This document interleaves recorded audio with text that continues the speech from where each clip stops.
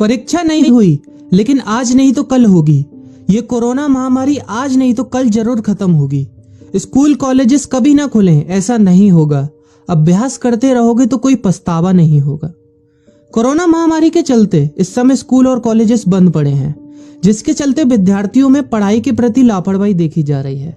इसी को देखते हुए मुंबई के एक स्कूल में हमारे पुराणों में लिखित एक कहानी सुनाई गई और विद्यार्थियों को इस कहानी के जरिए एक मैसेज दिया गया, एक सलाह दी गई।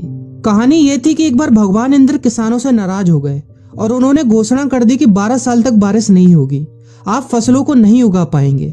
भगवान इंद्र से किसानों ने विनम्रता पूर्वक विनती की।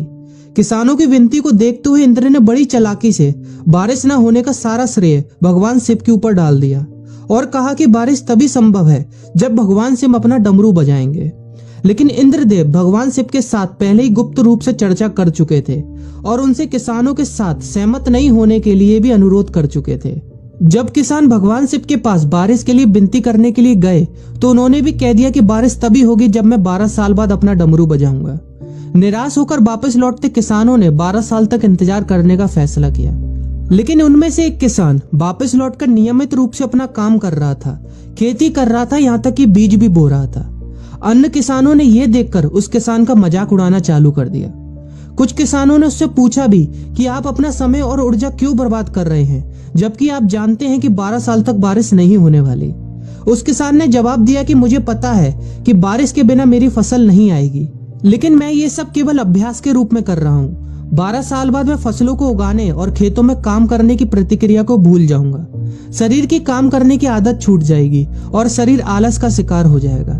इसलिए मैं अभ्यास करता रहता हूँ कि जब 12 साल बाद बारिश होगी तो मुझे काम करने में मुश्किल नहीं होगी। जब इस किसान की यह बात पार्वती जी को पता चली तो उन्होंने भी चिंतित होकर शिव जी से कहा, आप भी 12 साल बाद डमरू बजाना भूल सकते हैं। यह सुनकर भगवान शिव भी चिंतित हो गए, इसलिए कहीं वो डमरू बजाना भूल तो नहीं गए, इसकी जांच करने की सोची और अपना डमरू उठाकर बजाने की कोशिश करने लगे।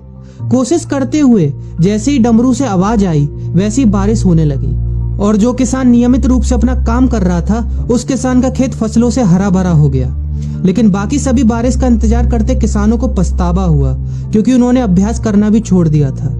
इसी तरह 2 सप्ताह बाद, 2 महीने बाद या 2 साल बाद लॉकडाउन समाप्त हो जाएगा।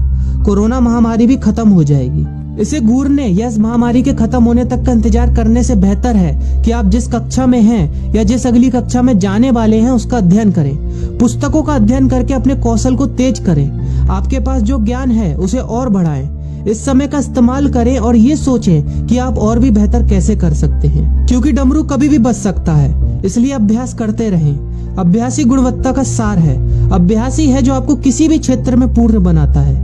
अगर आप अपनी पढ़ाई के प्रति लापरवाही छोड़कर अभ्यास करते रहेंगे तो जब काम करने का समय आएगा, जब भी परीक्षा देने का समय आएगा, तो आप हर चुनौती और अपने हर क्वेश्चन का जवाब देने के लिए तैयार रहेंगे।